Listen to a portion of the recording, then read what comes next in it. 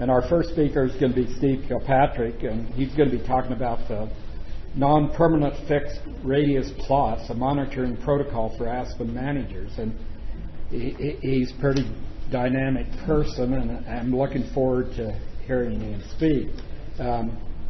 Again, Steve got his BS and Master's from the University of Nebraska in Range and Wildlife a few years ago, I'm sure.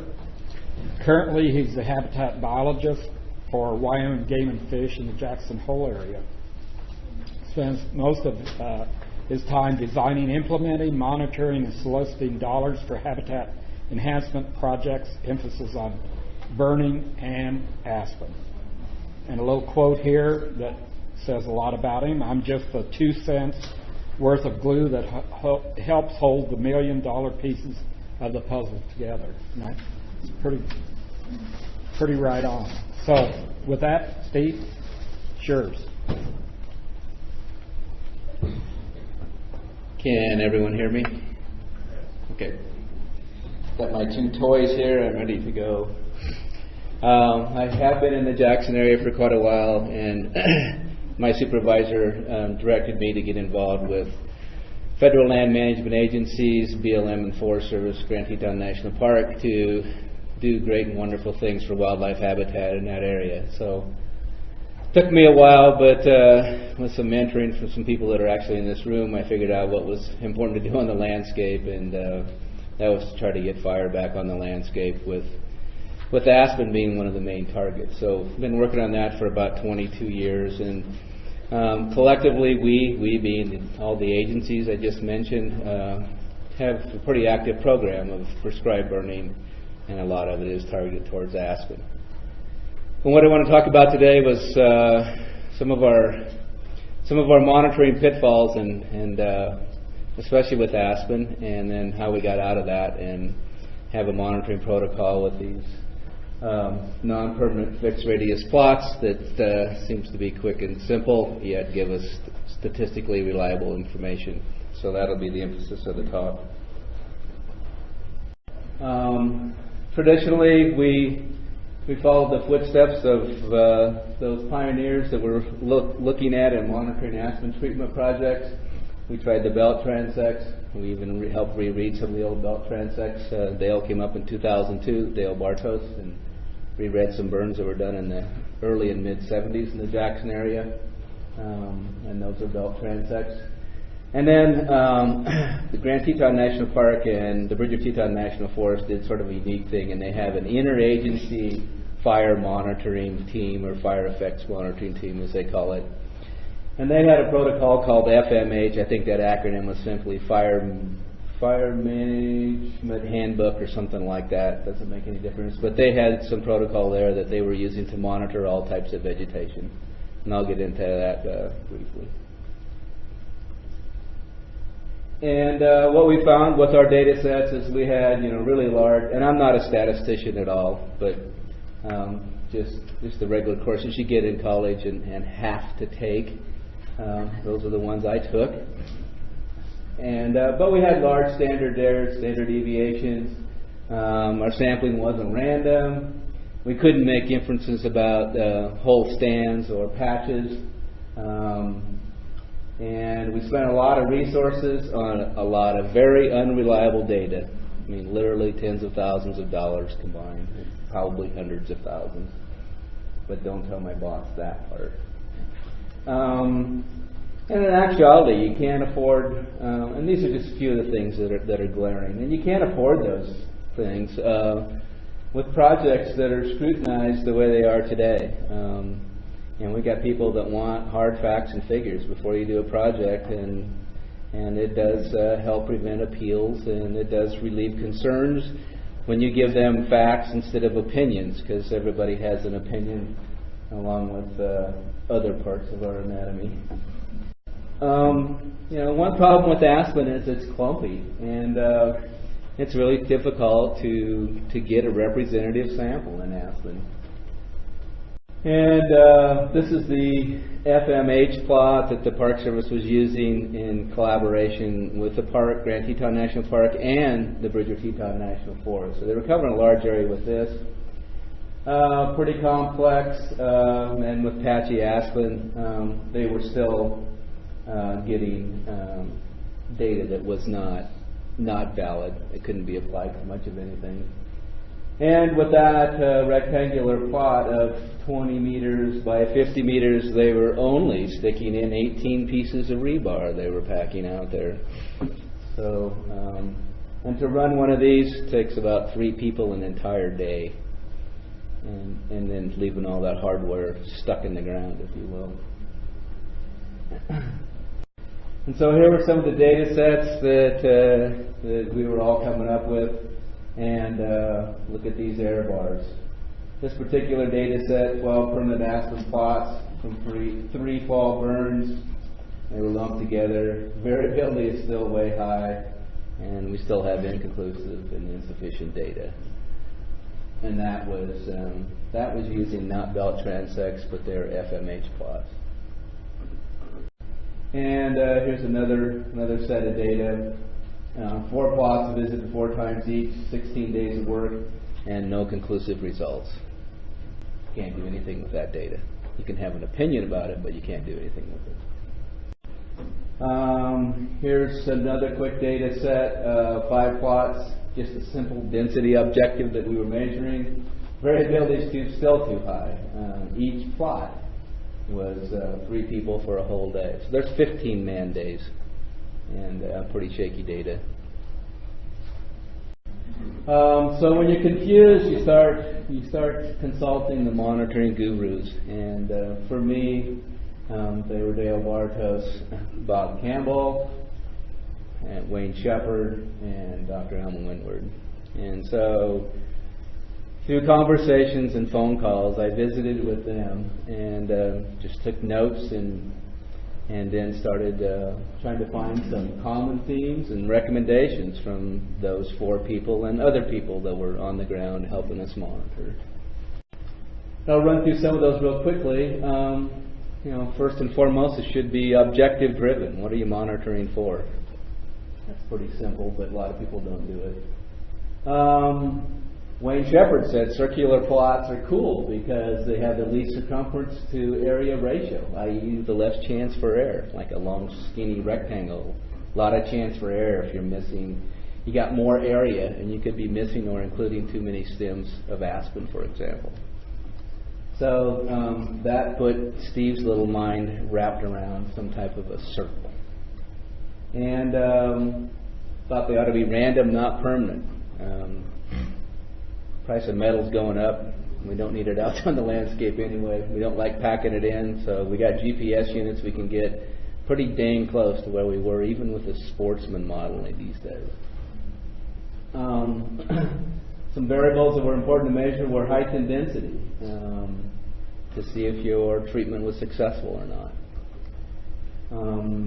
And it was also important to identify aspen community or habitat type. And we were fortunate enough to have some guides, albeit them getting a little bit old. They're 1987, 88 model.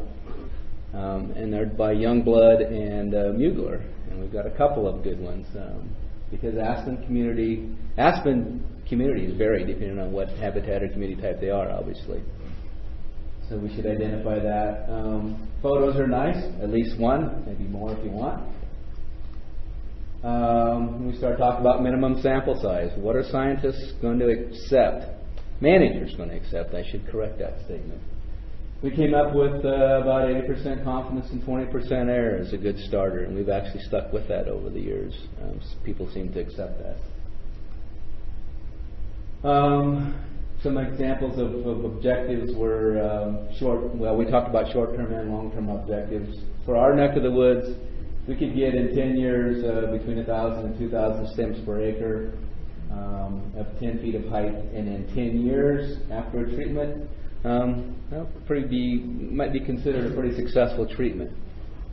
We have had to change that 10 feet in 10 years, especially during the last drought season. We were measuring leader growth, and we simply weren't getting a foot a year of leader growth. So we had to extend that to 15 years, which you'll see in a minute.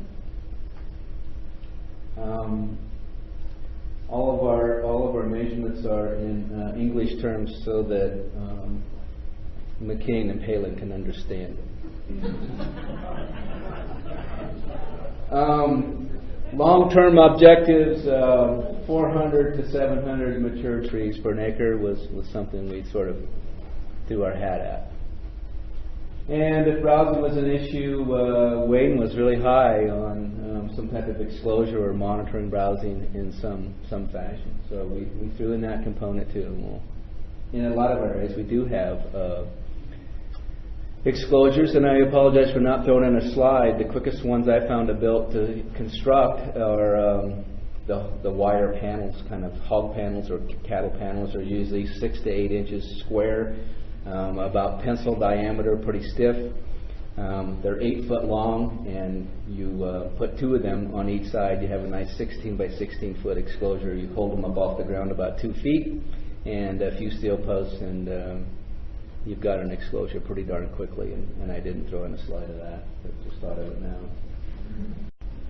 Some objectives that we've come up with too are, if we're going to do a prescribed burn, 80% mortality of mature aspen stems, 90% mortality of conifer stems, greater than 100 suckers per acre at 10 feet in 15 years, a browsing level of less than 30% of the terminal leader of aspen suckers, greater than 80% ground cover. And this varies by treatment. These are just examples, so don't think they're etched in stone. So those are objectives we got to measure with some type of a sampling protocol. Well, what the heck is that sampling protocol going to be? Well, imagine this as an aspen stand or clone that you've identified, or we identify with satellite imagery, color IR, whatever. We go out and ground truth it and say, yeah, that's about the boundary. We don't necessarily walk it all. We may look at it from a hill, but we just make a quick little shapefile. And that's the area we want to monitor, and we want to have some plots in there that say something definitive about that area, statistically definitive. And so here's what we came up with. You got a permanent photo point, and then you take a random azimuth from there, and you take a random pace, and these are the non-permanent circular plots. So you start throwing them on there. As soon as you get to the ecotone, run another random azimuth and head down the other direction. And all this time I've got a 15-year-old calculator that I use, and I can put the equation in there that I'll give you in a minute, and I can keep seeing if I'm getting close to my minimum sample size. And when you get there, you just quit. You're done. So anyway, you may have something that looks like this, another random azimuth, more points. So all in all, you've got this sort of a design, and within these circular, non-fixed circular plots, I'm going to talk about things we measure, or you can measure, and measure to whatever statistical level you want to measure to. The higher statistical level, the more samples you're going to have to get, but we're using 80-20. Oops, got a few more arrows. There we go. So that's just stats 101, they tell me. For me, it's kind of like a 910 or something, but it's pretty easy to do. I'm not the sharpest knife in the box, and I can do it, so everyone in this room can do it. One thing to keep in mind is the average number of, I said stems per plot. This could be the average number of mature stems. It can be suckers. It can be browse stems or suckers. It can be conifers. It can be whatever you want within the radius of those random plots.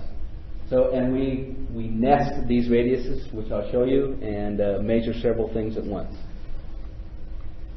And so here's an example. The scale's off. This would be on the ground. You'd have, a plot center. You would have just a string, and if it's 1/100, say it's suckers, you're going to measure. It would be 1/100 to 1/500 of an acre. I think 1/100 is a string that's 11.7 feet long. So the longer it is. But if it's 1/10 of an acre, you're going to have a longer string. And oftentimes, you're going to see how many conifers are there, and how many suckers are there, and how many mature aspen are there. You're going to have 2 circles, one nested inside the other, and you run until you hit the statistically minimum sample size for whatever you're measuring. So you may hit the suckers after 10 of these plots.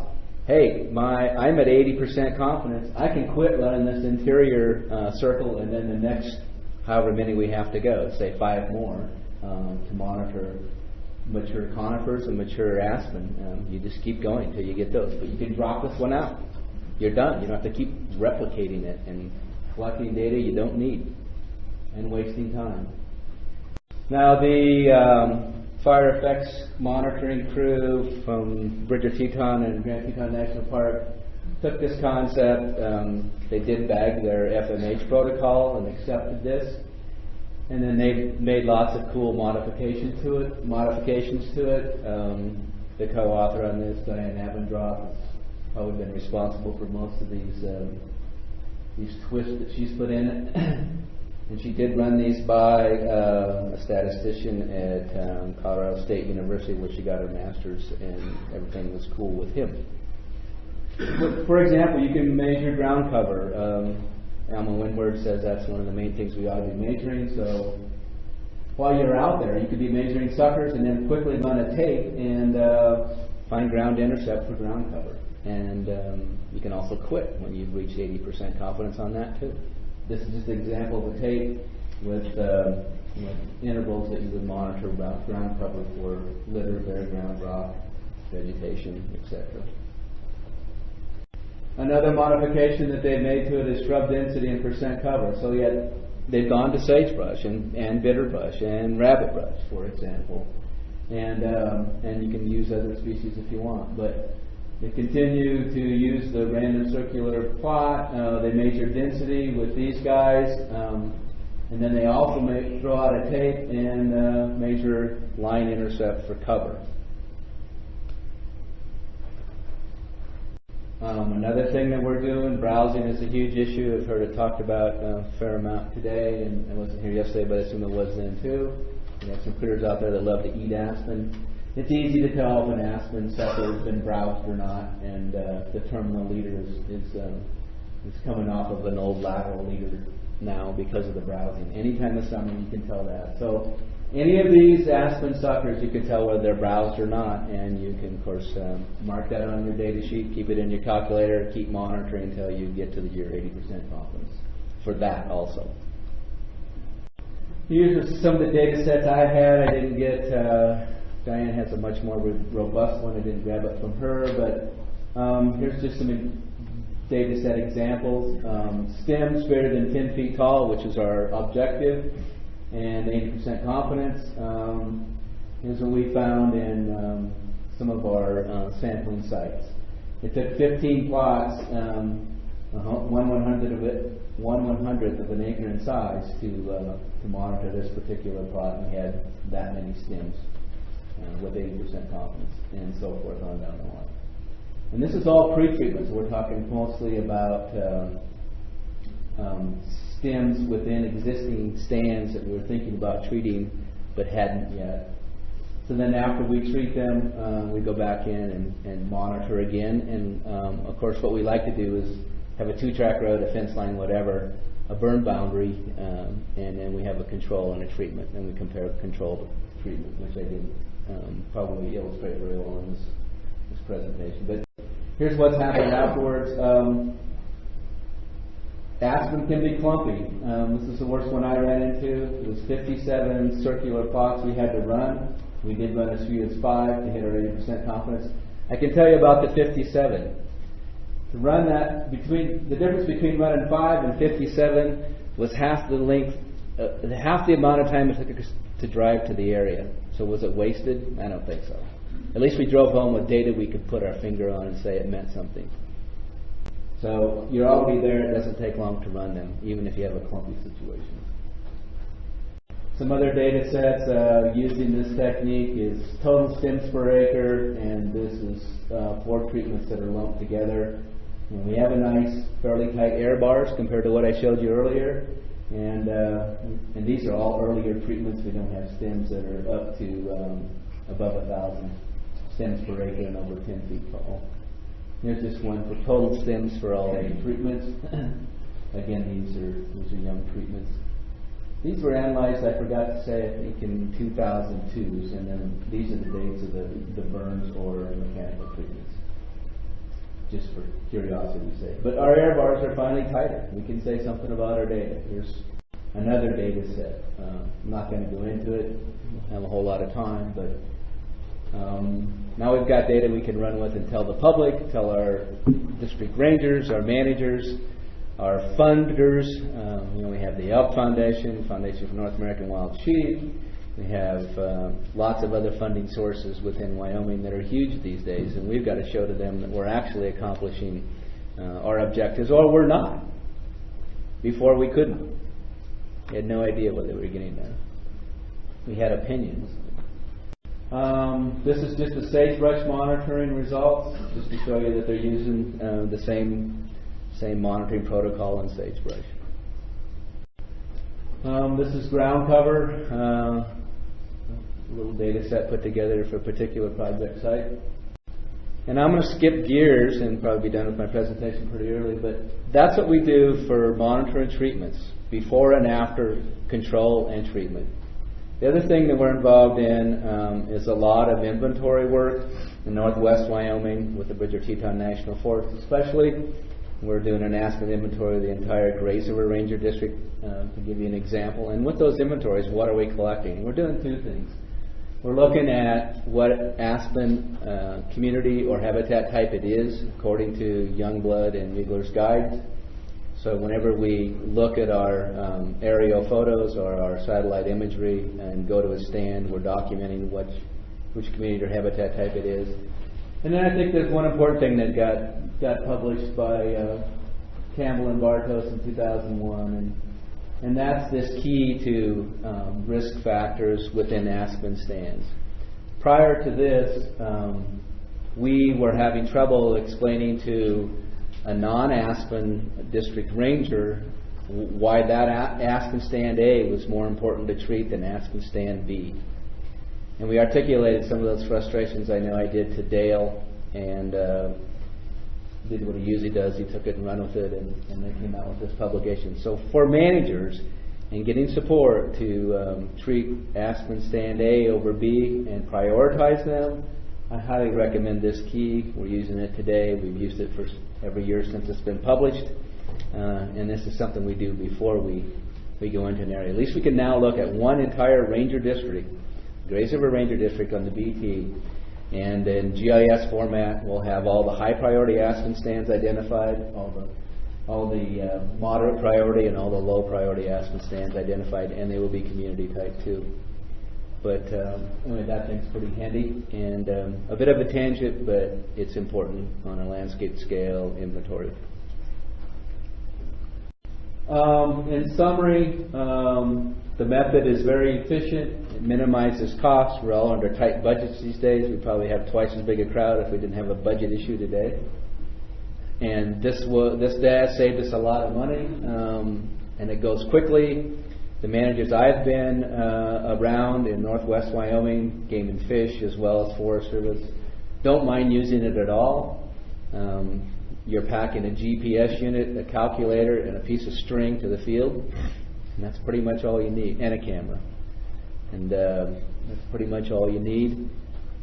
It does minimize equipment and hardware. I get pretty frustrated finding steel posts scattered all over the countryside and the tag's gone and I have no idea what they're for anymore. And you really don't have to do that unless you want to. We have in some cases put a steel post or a piece of rebar at our starting point or where the photo point is. I don't think that's necessary with today's GPS technology, even the sportsman models, to be honest. It's been peer-reviewed by numerous ecologists and 2 statisticians that I know of. I presented this methodology in 2002 in Fort Collins at a conference, and before the paper could get published, it had to be peer-reviewed by a statistician, and he was okay with it. What I like about it is you can, it depends on the scrutiny. If you got some groups that are going to appeal or sue or whatever, you can up the statistical reliability of your data. You say, hey, I want to be 90% confident. It's going to increase the sample size considerably just when you increase confidence level from 80 to 90, but that may be what you need. And you quit when you get there. You don't sample excessively, obviously. And you can make inferences to the clone or stand you're in. Before, I really don't think we could. We're sampling such a small area with a belt unless you scattered a lot of belt transects through the entire clone. I don't think you could say much about the clone or stand. And I think I'll just hang it up with that. And my contact information is in the brochure. I don't believe Diane's is, but we'll get ahead of schedule and open it up for questions. If it's, I guess I would like to know. I'll have a question. If there are managers in the audience that think it's a reasonable thing to do or would like to try it. Go ahead. Just a quick question. In the browse, how are you randomly choosing your or are you just looking at all the possible leaders that can be browsed and used on circular philosophy? We are looking at all of them, and the way you keep from being overwhelmed with suckers or leaders is make your radius, your sampling unit small. So 1/1000th of an acre.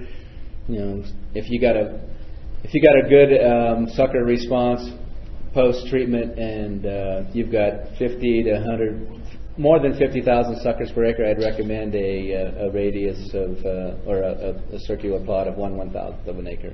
Yeah, I noticed you changed that post treatment versus pre-treatment. So just and you can. Rule of thumb, just essentially. We're trying, one thing we've said we need to do, us people that are using it have an eye for it, and we'll walk into an area and go, it'll take 1/100th of an acre plot, or it'll take 1/500th of an acre plot.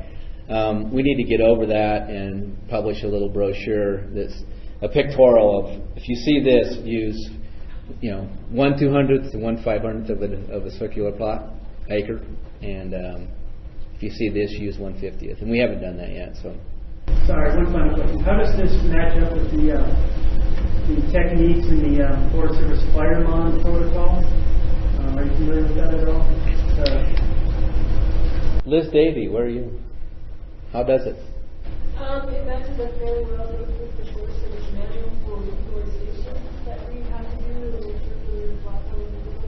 And it also can be entered in the fire lawn and is very similar and so it can be entered in that way. In fact, Diane has the fire lawn. Yeah, it works. One more question. Go ahead. Maybe you could run through a quick example what the calculations are when you find out that you're 80% off. Well, I plugged that formula I had into, I just still have my old calculator from I don't know when, but I plugged that in, and then you keep adding the data as you go, and it pretty much tells you it'll even predict, given on the existing variability in the plots you've completed, it'll say you need 5 more plots. But if those happen to be pretty have a low variability, then you may only have to do 3. But I just plug it in with the mean number of aspen in a circular plot, plot by plot. You just plug it into the calculator, and you quit when you've reached 80% confidence. Liz? I just wanted to mention that the Bridger Teton does have a fire effects monitoring handbook that was developed with Steve and Diane and several others. And I've sent it to the Region 4 fire colleagues and things, but I'm glad they sent it to anybody else if you want and choose it, work it, use it, abuse it, but it's been written, so it helps. Bob, did you have a question? Yes, a comment. Plot size. Wayne Shepard was telling me this over a rule of thumb that he uses. He tries to make sure that it's at least one aspen sucker in 70% of the plots. Yeah. And I don't know if that kind of fits with your experience or not. It does, and matter of fact, he told me that years ago when we, 6 years ago or 7 years ago when we started using or developing this, and 70% is good. We used 75%. So if you start running them and you start getting zeros, just back off and get a longer string out and start running them bigger. And it seems like a bit of a pain, but it's actually not.